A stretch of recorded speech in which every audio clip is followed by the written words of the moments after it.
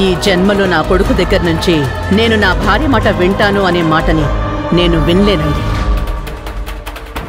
సత్య, రానా, కూర్చో. చెప్పమ్మా. ఏట్ నాన్నా, ఏముంటుంది నీ భార్య? ట్రాన్స్ఫర్ అయిన చోటికి మీరిద్దరూ వెళ్ళిపోదా ఉంటుందా? అవునమ్మా. ఏమండి చిత్రకారులు, వింటున్నారా? మీ కోడలు ట్రాన్స్ఫర్ అయిన దగ్గరికి నా కొడుకునే రమ్మంటోందంట. మరి నీ కొడుకేమంటున్నాడు? వెళ్ళడండి. వాడు ఈ అమ్మనొదిలి ఎక్కడికి వెళ్ళడు. వెళ్తానమ్మా.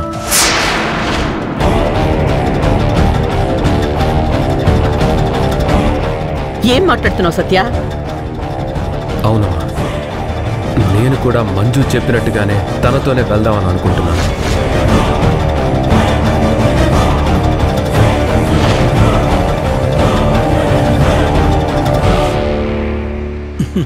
మంచిదేరా. నువ్వు మంజు ఈ ఊరు విడిచి వేరే ఊరు వెళ్తే అక్కడ మీ ఇద్దరు సంతోషంగా ఉంటారు. ఏం మాట్లాడుతున్నారండి? వాళ్ళిక్కడే ఉంటే సుఖంగా లేరా, సంతోషంగా లేరా? వాళ్ళ సంతోషానికి మనం ఏమైనా అడ్డొస్తున్నావా? అమ్మా, నాన్న ఉద్దేశం అది కాదమ్మా. మంజుకి ఎలాగో ట్రాన్స్ఫర్ అయింది కాబట్టి వెళ్ళటం కంపల్సరీ. తన ఒక్కదాన్నే పంపించలేం కదా. పంపించలేకపోతే ఉద్యోగం మానేమను, అంతేగాని దాంతోపాటు నువ్వు వెళ్తాను అంటే కుదరదు. పెళ్ళైన తర్వాత మంజు నేను చాలాసార్లు బాధ పెట్టానమ్మా. తిరిగి తను నన్నెప్పుడూ బాధ పెట్టలేదు.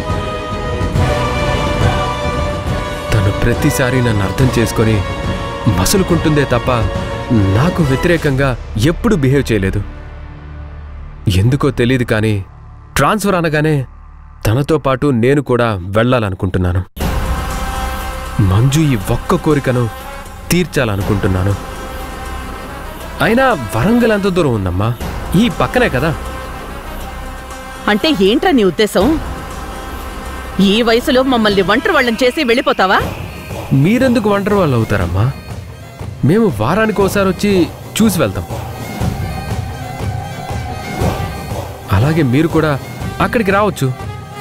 అవసరమైతే 4 నెలల తరువాత మినిస్టర్ గారిని అడిగి ఇక్కడికి ట్రాన్స్ఫర్ చేయిస్తాను. మీరేమీ టెన్షన్ పడకండి అమ్మా, సరేనా?